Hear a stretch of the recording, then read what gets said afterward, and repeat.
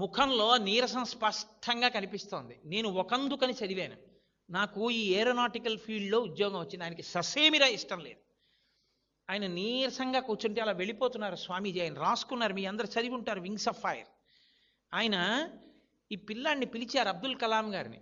ఏం అలా కూర్చున్నావు నువ్వు అంటే, ఆయన అన్నారు, నేను ఫలానా ఉద్యోగం కోసం వెళ్ళాను ఇంటర్వ్యూకి, అది పొందడం నాకు ఇష్టం, కానీ నేను సెలెక్ట్ అవ్వలేదు.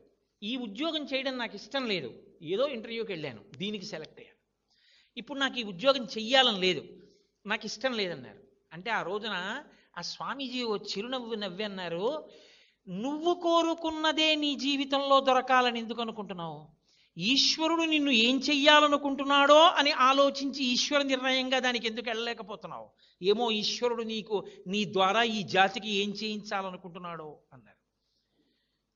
ఆ మాట ఆయన